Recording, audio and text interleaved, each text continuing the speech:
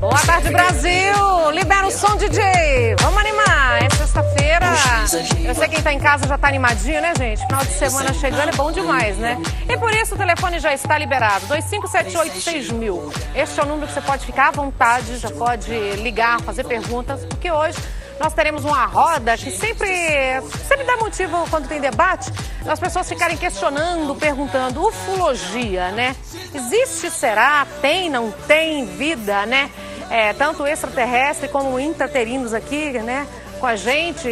Como que é isso? Vamos entender então com eles que são pessoas extremamente capacitadas, profissionais que entendem do assunto, e a gente vai tentar aprender um pouquinho, né? Porque quando a gente traz pessoas que dominam essa área, os assuntos, a gente quer aprender um pouquinho mais, né? Respeitando sempre a opinião de cada um. O Edson Boaventura, que é ufólogo, a Cris de Pascoal, Kátia de Gaia, consultora metafísica, terapeuta, na nossa roda hoje de ufologia. Então, se você quer participar, quer mandar uma pergunta, uma dúvida, uma curiosidade, o Felipe já vai liberar todas as redes sociais no momento também da roda do debate nosso aqui, né? Na verdade, eu não falo debate, eu falo sempre uma roda de bate-papo mesmo pra gente entender a visão do outro e aprender um pouquinho mais. Então, tá liberado o telefone, as redes sociais. Felipe, já libera as redes sociais. Isso aí, Nani. Boa tarde. As redes sociais já estão liberadas no Twitter e no Instagram, @atardeashow, e pelo e-mail atardeashow@rbtv.com.br. Pode mandar suas perguntas. Agora, vamos lá, gente. Para você que tem casa no Brasil todo, presta atenção, que é um assunto sempre polêmico quando a gente fala de ufologia. Para vocês, de antemão, já falo, minhas amigas aqui, que não domino, não é uma área que eu domino, quero aprender. Bem-vindo, Kátia de Gaia, Cris de Pascoal, bem-vinda. Gratidão a você e Edson, bem-vindo mais uma vez. Eu queria que vocês explicassem, primeiro, numa linguagem simples, até para quem está em casa, começar a entender o que é a ufologia. A ufologia é o estudo e a pesquisas de objetos voadores não identificados. É simples assim. Certo, eu vou liberar o telefone para quem está em casa, 2578-6000, as redes sociais já estão liberadas, com certeza já tem perguntas aí, que é um assunto muito polêmico. Eu queria entender de vocês, gente, fique muito à vontade entre vocês, que é um bate-papo. Na verdade se fala debate, mas não existe debate quando os três estudam a mesma coisa. Na verdade, então, troca de informações, não é verdade? Com certeza. Eu queria saber hoje a realidade no Brasil e depois me falasse um pouco do mundo. Como que todo mundo fala, ET, viu um disco voador, aí é um instrumento não identificado, muitas das vezes alguns artistas postam coisas, descobrem que não é, mas tem fatos comprovados, por exemplo, no Brasil? Tem fatos comprovados, né, Kátia Gaia? O Edson, inclusive, é pesquisador de um dos fatos comprovados aí, né? Que é o caso Varginha, né, que envolveu aí a queda de um objeto, a captura de criaturas não convencionais, né, e tem todo o envolvimento do acobertamento militar em cima desse caso. Eu queria só complementar com relação à ufologia. A ufologia ela tem o seu início em 24 de junho de 1947 com um caso clássico, que é o caso do Kenneth Arnold. No Monte Cascade, em Washington, apareceram 9 objetos em forma de pires voador, né? Depois se popularizou disco voador. E o Kenneth Arnold em 47. Só que existem casos que ocorreram antes da era moderna dos discos voadores, que a gente tem aí esse ponto, né? A partir de 24 de junho de 47, muitas coisas foram ocorrendo, pousos, avistamento, contatos com tripulantes, abduções, mas antes disso já ocorria o fenômeno, que é o que a gente chama de ufoarqueologia, que é a presença, né, dos discos voadores e desses seres em cavernas, em pinturas rupestres. Inclusive, eu trouxe para você, para depois você ler, como você é mineira, eu tive... Mas meu estado tá cheio de ET. Diz que tem entrada intraterrena, né? Como você é mineira, eu perdi um tempo pesquisando vários casos. Perdeu não, você ganhou um tempo aprendendo, com certeza. Casos que aconteceram antes da era moderna dos discos voadores em Minas Gerais. Então tem, por exemplo, casos aqui de 1873, 1740, 1899, é um livro de uma fazenda em São Gonçalo do Sapucaí, onde ficou registrado esses casos. Então eu queria, né, te dar isso aqui para você ler depois com o tempo, porque são casos bem curiosos. E inclusive falando de casos assim que aconteceram antes da era moderna dos discos voadores, eu trouxe de primeira mão para você, isso aqui é um achado nunca foi publicado antes na ufologia. Eu estou para fazer um artigo a respeito disso. Eu estava procurando no Diário de Minas, e essa edição aqui é do dia 28 de fevereiro de 1873. Nossa, só que tem um caso aqui que não é mineiro, mas infelizmente, né? É um caso que aconteceu em Pelotas. Então o jornal lá, o Diário de Minas, ele reproduziu, conta a respeito de um caso de 2 sondas em formato cilíndrico que entraram dentro de uma residência da colônia Oliveira, lá na Serra de Taipes, em Pelotas, isso no dia 12 de fevereiro de 1873. E esses 2 objetos não identificados que entraram dentro da residência, eles chegaram a fazer uma balbúrdia, apagar uma vela que estava na cozinha, queimar o rosto da filha do senhor Joaquim Oliveira, que é a Francisca, e deixou todo mundo paralisado e sem a voz naquele momento, até que em certo momento esses objetos depois saíram pela janela e subiram rumo ao céu. No dia seguinte eles viram folhas ali caídas na região. A gente sempre que eles vê em acreditam filmes, né, vocês duas? A gente vê aquele filme lá com o Kevin Costner lá, que, como que é aquele que fica todo marcado, a área lá, um campo. O que é mais comum? Sinais, né? Na realidade, hoje, o mundo inteiro está divulgando a presença. Inclusive o Vaticano há pouco veio a público, né? Vaticano, gente, não estou falando... É Vaticano, veio a público com o Papa Francisco, dizendo que os ETs são bem-vindos e, caso eles cheguem, eles serão batizados. Ou seja, o Vaticano já está admitindo a presença. Paul Heiler, ex-ministros de defesa do mundo inteiro, abrindo sobre essa questão. Então, com certeza nós estamos sendo preparados para algo muito maior do que a gente imagina. Você concorda, Edson? Concordo. Plenamente. Por que não falam, então, gente? Por que não é um assunto que fica sempre em piadas? Assim, eu trouxe vocês porque são estudiosos, pesquisadores, pessoas que têm patrocínio financiado pela Suíça, né? É verdade. Outros países financiam as pesquisas no Brasil e o brasileiro teme fazer piadinha, teme achar que é uma coisa que não existe. Assim, eu deixo só uma interrogação para quem está em casa. Gente, nós vivemos em um planeta chamado Terra. O homem já foi à Lua, né? Comprovado. Então, nós podemos sair daqui até a Lua e eles não podem vir aqui. Se você olhar na galáxia, quando você vê o posicionamento dos planetas, o nosso planeta é ridículo, gente. Ele é mínimo. Ele é uma coisinha desse tamanhozinho, com planetas assim, assim, assim. E o planeta Terra fica uma bolinha. Então, assim, é muita prepotência nossa achar que existe vida só na Terra. Né? Com certeza, né, Nani? Há pouco, inclusive, a TV Cultura noticiou a NASA falando sobre estar preparando os astronautas para fazer contato com os ETs. Aí é que eu vou ficar essa questão. Eu só vou dar um recadinho para dona de casa, minha amiga, e vocês fiquem bem à vontade, que hoje vocês vão ficar comigo o programa inteiro, viu? É verdade, Nani. Você estava dizendo. É verdade que com certeza outros planetas são habitados. E eu espero que logo eles tenham um contato maior conosco. Nós não temos, assim, ainda especificamente, alguns casos, eles são totalmente tratados com negligência. Sabe por quê? Às vezes os ufólogos mesmo, eles não se juntam para falar a mesma coisa, eles não estão de acordo entre eles. E o que nós procuramos fazer dentro das pesquisas? O Edson é uma pessoa que pesquisa seriamente, eu e a Cris, nós temos o nosso trabalho também, é tentar fazer com que todos falem a mesma coisa. E às vezes cada um quer ter a sua verdade em qualquer segmento. E na verdade nós queremos a comprovação, que abram os arquivos para que a gente tenha acesso. E que são fechados, né? Na verdade tem muita coisa escondida, né? Na verdade o Exército esconde, oculta, porque, pelo que eu sei, as pessoas entrariam em surto, esse é o medo, que a população entra em pânico, né? Quando descobrir que eles já estão aqui. Na verdade, a Força Aérea Brasileira liberou de uns anos para cá alguns documentos que estão para consultas lá no Arquivo Nacional, no COREG, lá no Distrito Federal. Mas o Exército e a Marinha não liberaram praticamente nada. Embora exista uma lei aí que eles teriam que estar cumprindo, até esse momento, até hoje, não foi cumprida essa lei. E, inclusive, existe o SIC, né, que é o Serviço de Informação ao Cidadão. A gente tem pedido aí muitas coisas e a Força Aérea tem negado, a Marinha, o Exército, alegando principalmente que esse documento é inexistente. Só que esses documentos, muitas vezes, já estão na mão dos ufólogos, dos pesquisadores, que foram conseguidos através do vazamento Ou seja, quando o documento vaza, ele passa a ser um documento comprometido, mas o documento existe ou existiu em algum momento. E nós sabemos e temos a certeza que eles estão escondendo, sim.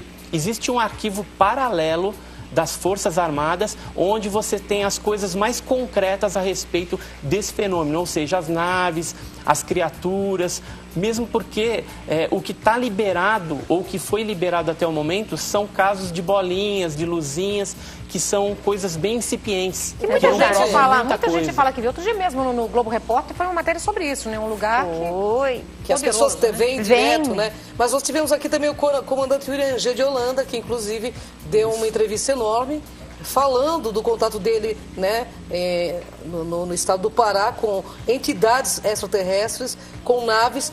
Tem mais de 500 horas de gravação e eu acredito que isso não tenha sido também colocado a público totalmente, né, Edson? Não foi colocado a público ainda o caso da Operação Prato. Alguns documentos estão no Arquivo Nacional, mas as fotografias não. Tem xerox dessas fotografias e alguns filmes, assim, bem pobrinhos, vamos dizer assim, foram liberados no Arquivo Nacional. Só que o Arquivo Nacional estava cobrando R$100 o minuto para fornecer esse material. Nós entramos em contato com a ouvidoria do Arquivo Nacional agora recentemente e conseguimos convencê-los a disponibilizar esse material gratuitamente para a população. Então, dentro em breve, eles estão adaptando os seus programas lá para disponibilizar isso na internet de forma gratuita. Porque a população brasileira tem que ter esse direito de ver esses filmes. A população mundial, né? Porque aqui do lado... Vocês trouxeram algumas imagens? Tem imagens pra gente mostrar? Nós mandamos algumas coisas, não sei se ela recebeu. Não tem imagem? Pesquisa aí, Fê. Algumas imagens de fatos concretos aí. Então, eu gostaria de falar uma coisa para você, Nani. Também tem uma questão que a gente percebe claramente que algumas religiões estão envolvidas para que não traga essa informação ao público, porque o fenômeno UFO vai mexer com a questão religiosa. Com certeza. Vai mexer, até por causa das devidas orientações implantadas em nosso planeta, com certeza vai mexer com as questões religiosas. Gente, uma coisa que as pessoas têm medo, né? Quando fala de... E eu, por outro lado, também vira chacota, vira piadinha, abduzido.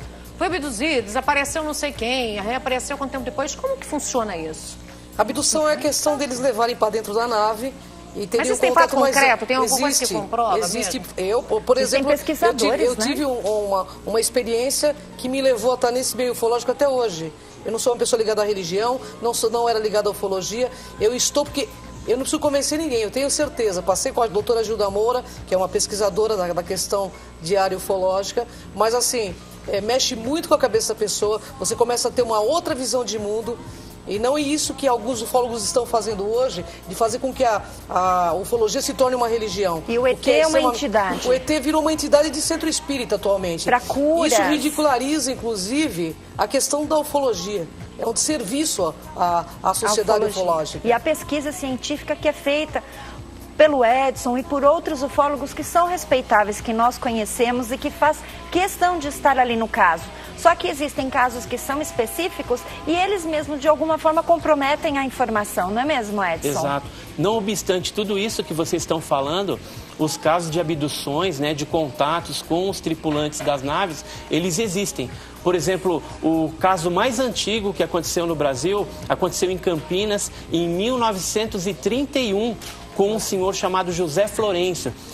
A ufologia brasileira, ela divulgou o primeiro caso como sendo o caso do caboclo Vilas Boas, né, em São Francisco de Sales, em Minas Gerais, em 1957, mas esse caso ele já caiu por terra. Existe um caso mais antigo que aconteceu em 1931, com todos os ingredientes de uma abdução, ou seja, a pessoa, ela vê a nave, ela se sente compelida a se dirigir para aquele aparelho, aí ela é convidada a entrar dentro da nave, é feita uma espécie de uma excursão dentro do objeto, depois ela passa por alguns exames e depois dos exames, às vezes ela recebe algum tipo de mensagem e depois é deixada ou no mesmo local onde ela foi recolhida, onde ela foi abduzida, ou alguns metros e até em outros países. Nossa, às vezes a muitos quilômetros de distância. Tem casos assim bem interessantes e reais. Mas você sabe qual é a maior bomba que tem? Karen Hudson, há pouco, uma ex-funcionária do Banco Mundial veio a público e disse assim: nós somos comandados, o planeta Terra, a questão financeira do planeta Terra, pelos homo capenses, que são seres que têm uma cabeça muito mais alongada, que inclusive os crânios desses seres foram encontrados aos baldes aqui na América do Sul. E ela diz claramente que o fenômeno de Fátima, inclusive, tem relação com esses seres. Dá só um minutinho que eu tenho que dar um recadinho. Por isso que eu estou dizendo que a religião pode ser vai questionar muita coisa. Para quem está em casa, por favor, o telefone está liberado. Você pode participar, gente. Liga aqui, participa com a gente no nosso bate-papo aqui, 25786000, e mande as perguntas pro Fê, que só vou dar um recadinho, eu volto pro nosso debate, né, Iel? E por isso que o Iel tem uma pergunta para fazer, né, Iel? Pensa que eu te esqueci? Eu vi o pessoal comentando a respeito das Forças Armadas serem responsáveis também, né? Em relação a esse assunto, e eu fiz parte das Forças Armadas durante 5 anos, né? E eu nunca soube que a gente tinha essa parte lá também. Vocês sabem se tem qual o nome do pessoal que cuida do setor? Geralmente é o pessoal do A2, da inteligência, que separa esse tipo de material. Depois esse material ele é normatizado e é encaminhado para o CONDABRA, que é o Comando de Defesa Aeroespacial Brasileiro, que fica na Área Especial 12, lá em Brasília. Legal, isso no caso das Forças Armadas, né, da Força Aérea, Aeronáutica. Agora o Exército aí vai para o CIEX e no caso da Marinha vai para o CENIMAR, que são órgãos de inteligência. E a coisa é tão séria que Osiris Silva... Telefone liberado, viu, gente? 2578. Osiris Silva, ex-ministro, né, da Aeronáutica, veio a público, lançou um livro falando da noite oficial dos OVNIs que ocorreu aqui em São Paulo. Foi presidente da Petrobras também, né? Osiris Silva. Osiris Silva. Primeiro escalão de governo federal, Ele viu no dia 19 de maio de 1986, foi um fato assim bem clássico da ufologia brasileira, que é a noite oficial dos OVNIs, né? Onde 21 objetos não identificados saturaram os sistemas de radares, tanto de bordo como de solo, e foram mandados caças de interceptação Mirage F-5 para tentar chegar no encalço desses objetos voadores não identificados. Foi filmado também por essas aeronaves militares. Isso foi entre São Paulo, São José dos Campos e Rio de Janeiro. E teve alguns objetos que seguiram para Chapada Diamantina, na Bahia. Lindo. Olha, tem alguém na linha para falar com vocês. Alô? Boa tarde. Boa tarde, com quem falo? Que fala eu, Wilton, Rio de Janeiro. Bem-vindo, Wilton. Quer fazer uma pergunta? Eu queria fazer uma pergunta. Sim, fica à vontade. Está sempre ouço falar sobre a ufologia. Sim. Quer dizer, que é um contato imediato, já foi deduzido essa coisa toda. Já que tem tanta repercussão, eu gostaria de saber por que eles também não poderiam ajudar a gente, aqui no caso da Terra, em caso de doenças, sobre o câncer, sobre a AIDS, que eles são bem mais evoluídos que a gente. Bom, posso responder? Pelo que eu sei, pelo contato que nós tivemos, e nós temos por meio de transcomunicação instrumental, que é uma pesquisa, eles têm o princípio de não interferência. Eles só vão interferir de forma planetária se nós colocarmos a nossa biosfera em perigo. Então, essas coisas são coisas nossas. Na realidade, nós que teremos que resolver com mais maturidade consciencial, com muito mais abertura, né? Porque hoje em dia existem muitas dependências nas questões de medicamentos. Então, precisamos ter mais consciência, né, para sair dessa idiocracia decretada. Eu gostaria que você comentasse. Isso aí é um objeto que foi fotografado em 1971 no Rio de Janeiro. Inclusive tem um relatório que foi liberado pelo Exército, onde esse objeto aí que vocês estão vendo nas imagens, ele chegou a pousar próximo de um cemitério lá no Rio de Janeiro. E assim, com relação às curas, né, respondendo também a pergunta dessa pessoa interessada aí do Rio de Janeiro, existem alguns casos na ufologia em que foi detectado a cura das pessoas. Elas tiveram um contato mais próximo ou com o objeto, ou ficaram envolvidas na luz do objeto, ou tiveram contato com o ser e foram curadas. Tem um caso pesquisado pelos irmãos Mondini, Eduardo e Oswaldo Mondini, em Sumaré, de uma menina que ela estava com a visão bem prejudicada, usava aqueles óculos fundo de garrafa. inclusive tem os exames, tudo, e depois que ela teve um contato com uma criatura, um ser desses objetos, ela foi curada. Tem um outro policial militar que estava com a mão também lesada e transitando, né, pelas estradas, viu um objeto voador não identificado, ele jogou uma luz e essa luz envolveu o braço e a mão que estava machucada. E aí houve uma cura assim excepcional. Simplesmente a mão dele foi curada e cicatrizou rapidamente. Essa imagem são imagens de pousos, né? Que geralmente onde ocorre o pouso, que é o contato de segundo grau. Alguns lugares que tem algum tipo de magnético, alguma coisa que atrai ou não? Tem alguns lugares, por exemplo, no Brasil, onde você tem uma incidência maior. Por exemplo, o sul de Minas, a região norte, a Serra da Beleza no Rio de Janeiro, Iporanga no Vale do Ribeira e Araxá, por exemplo, onde tem metais lá radioativos e tal. Essas imagens, volta a outra imagem, gente.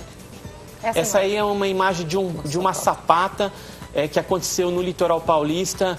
Em agosto de 1995, foi um pouso em São Vicente, na Ilha do Major, onde 2 pescadores, o Wilson Bezerra e o Fernando de Oliveira, sofreram algumas consequências de ficarem expostos ao campo do OVNI. Inclusive o motor do barco onde eles se encontravam parou. E teve depois essa marca de 5,5 metros de diâmetro, onde o mato ficou todo tombado e morreu. Nós recolhemos a amostra desse solo e descobrimos que houve ali uma superadubação do solo, porque as sementes que nós plantamos nas amostras colhidas dentro da marca, elas cresceram mais do que as amostras colhidas fora da marca. Então é um caso verdadeiro aí de segundo grau. Aí é um caso na Itália, onde você vê ali metade da plantação também queimada, né? Então, geralmente, onde esses objetos pousam ou aterrissam, eles alteram o pH, alteram a esterilidade, né, do solo. Muda muito, né? Muda muita coisa. Então, através disso, a gente já tem algumas respostas do que está nos visitando. Aí são fotos tiradas por astronautas. Segura um pouquinho as imagens aí, gente, que eu tenho que dar um recadinho. Eu tô tão curiosa. Vamos colocar tudo de uma vez, né? Quem tá lá agora com as imagens agora? Muita calma nesse momento, que eu quero analisar, saber onde foi, porque eu sou extremamente curiosa, né? Eu acho que a gente tá aqui para tentar entender um pouquinho. E depois quero saber em São Paulo, hein? Eu tô falando da minha Minas Gerais, eu já tô aqui. Agora quero saber de lá, onde foi direitinho, né, Iel? Aqui em São Paulo. Tem mais perguntas, Iel? Você tá curioso? Tem dúvida? Eu tô curioso para entender aquelas imagens que mostraram ali também. Eu, né? Tô igual você. Eu vou até sentar aqui um minutinho, tomar um chazinho aqui, enquanto a gente coloca uma imagem, e vocês vão explicando para mim, Cátia de Gaia, Cris de Pascoal e Edson Boaventura, que são ufólogos. Coloca uma imagem na tela, por favor, gente. E eu vou liberar também as perguntas. E essa imagem? Aí são fotos tiradas no espaço, né? Vários astronautas já tiveram contatos com esses objetos voadores não identificados no espaço. As estações espaciais também têm filmado muita coisa tem na internet atualmente. Só que assim, tem que tomar um cuidado, porque às vezes também tem algumas trucagens, tem alguns fakes na internet, né? Então é bom consultar, né, os ufólogos primeiro. A gente sempre tem, vamos dizer assim, um trabalho, né, um cientificismo em cima da coisa. Tem que fazer uma análise para ver se esses objetos são reais ou não antes de divulgar. Só que a imprensa é muito afoita e muitas vezes acaba liberando outras coisas. Pode cortar, mas também tem um lado da ufologia aí, que vem até kit de sobrevivência, manual do abduzido. Então a gente tem que alertar. Né? Uma preocupação, né, que nós temos, né, Cris? De trazer a verdade. Não salvar nada. Ninguém quer salvar ninguém, ET não vai salvar ninguém. Então, até pela própria pergunta que esta pessoa que participou, eles são evoluídos? São. Mas assim, nós, no desespero, às vezes você procura qualquer coisa e você pode ser vítima de uma situação negativa. Kit de salvação, salvar o quê? Então, os congressos de ufologia, muito direcionados, envolvidos com o espiritismo. Olha, gente, eu não tenho nada contra o espiritismo, nada contra nenhuma religião, embora eu não tenha uma religião alguma, acredito realmente em Deus, mas eu acho que a ufologia tem que se tornar uma ciência. E para que se tornar ciência, ela não pode estar ligada a nenhuma religião. Porque a gente já vê que hoje o próprio Vaticano está direcionando o público para um pensamento comum na questão de um contato com OVNIs. Tanto que o Vaticano está aí estudando e pesquisando e trazendo. Inclusive, com relação à ufologia se tornar uma ciência, hoje ela é uma paraciência, Por quê? Porque ela utiliza-se de outras ciências para que a gente consiga entender um pouco mais esse fenômeno. Então a gente utiliza aí a astronomia, o estudo de fotos, né, análise de fotos, biologia, enfim. Todas as ciências que existem, elas ajudam a gente a compreender melhor o fenômeno ufológico na atualidade. Vamos fazer um ping-pong de perguntas e respostas? Né, Felipe? Vamos lá.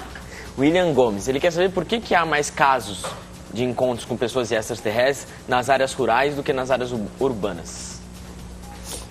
Olha, eu particularmente, eu acho que atualmente, dizem que tem mais de 1 bilhão de pessoas que foram abduzidas pela pesquisa que eu li. Então, assim, é muito relativo, porque nas cidades estão acontecendo também essa questão de contato. Veja bem, o contato, a pessoa dá um depoimento, assim como a Bíblia é um livro de relatos. Então, a pessoa diz que foi, a pessoa vai do que a pessoa está querendo passar, né, com esse contato. Mas tanto faz se na cidade ou no campo. Eu acredito até que a quantidade de casos no campo ela é maior por conta que em alguns lugares às vezes não tem uma luz elétrica, né, não tem tanta luminosidade, e se a gente acredita que esses objetos vêm aqui e são meio sorrateiros, eles não querem dar muito a cara e não querem aparecer muito, então as áreas rurais seriam os lugares mais adequados, né, de fazer essa aparição, né? Embora nas cidades também ocorre. Praias também tem muito, isso aí foi né? na Itália, isso aqui foi em São Vicente, são pousos, né? Contatos de 2º grau, onde o objeto vai e aterrissa. E é comprovado, assim, quando eles chegam a analisar, assim, que teve o pouso. Exatamente. Aí são fotos noturnas. Geralmente, quando tem objetos noturnos, você vê um campo ionizado em volta. Não necessariamente aquilo é a luz do OVNI. Às vezes é o ar ionizado em volta que dá essa característica. Tanto é que a quantidade de casos observados à noite é maior porque a luz do objeto ela contrasta com o fundo escuro do céu. E os objetos durante o dia, às vezes são metálicos, eles passam desapercebidos. Aquela foto que a gente viu anteriormente, ela mostra o cone de luz sólida, que é por onde geralmente as pessoas são sugadas, né, são raptadas para dentro dos objetos, ou mesmo animais, né? Porque tem o caso também de mutilações de animais que são levados a bordo desses objetos para estudos também. Mutilação? Tem mutilação de animais. Olha, eu já volto, eu só vou bater um bate-papo ali, que eu tô curiosa também para saber. Diga, Fê, tem perguntas? Sim, o Felipe Ramos quer saber se aqueles símbolos que eles que mostram nos filmes é verdadeiro, se acontece, eles querem se comunicar com aquilo, como é que funciona? Os círculos ingleses? Círculos ingleses é uma simbologia, né, de contato já, né, Edson? Para quem pesquisa, tem fractais matemáticos, e tem inclusive símbolos esotéricos muito importantes, são pesquisados, né? Os fractais matemáticos, inclusive, são impossíveis de serem reproduzidos no solo naquele tamanho. E o medo dos híbridos que eles falam aí, que são os intraterrenos? Os intraterrenos estão, inclusive, ali na tua região de Minas, né? Tem entrada Tá de tudo lá na minha ali. Minas Gerais, Minas Gerais tem um papel fundamental, hein? Agora, os híbridos, eu acredito que deva ter muitos híbridos já aqui. Teve uma menininha, esses dias que estava na internet, que tem o QI, né? Mais elevado do que o do Einstein. Uma menininha, né? Há pouco tempo. Esses dias na internet, ela tem o QI mais elevado do que o do Einstein. Ai, que graça. E ela nasceu num movimento nômade, sabe? Os híbridos é uma junção, né, do humano, ou também são experimentos dos ETs com humanos. Então, desta fusão. De lá e traz o corpinho de cá. Mais ou menos. Mais ou menos assim, isso que eu tô falando. Alguma coisa de lá com alguma coisa de cá. Eu quero o seu contato, as redes sociais de vocês poderosas, para quem está em casa, que daqui a pouco o programa está terminando, então eu já quero passar para as pessoas poderem acessar depois e acompanhar o trabalho de vocês, né? Que o Enigmas é um sucesso há muitos anos já. É verdade. Está com mais de 1,5 milhão de acessos na rede, né? E a gente tem que agradecer, inclusive, que o pessoal está acompanhando todo esse trabalho seu aqui hoje. A gente colocou na rede social o pessoal, todo mundo plugado aí na Nani Venâncio. Porque o nosso programa realmente quer trazer à luz da verdade esse conhecimento, com pessoas sérias, com pessoas plugadas na verdade, nessa filosofia chamada Deus, né? Nesse ser maravilhoso, porque através do esclarecimento que a gente vai saber quem somos, para onde vamos e de onde viemos. Então, pode ligar no celular, né? DDD é 11, o telefone é 424-6925. E também pode ver algumas matérias, algumas coisas interessantes no site www.portalburn.com.br. Tá? Então tem várias coisas interessantes lá. Pode fuçar lá, tem sobre o caso Varginha, tem documentos militares, tem casos clássicos, tem muita coisa. Certo. Fiquem à vontade aqui, viu? Eu volto já, vou dar mais um recadinho. Trabalha. Trabalha,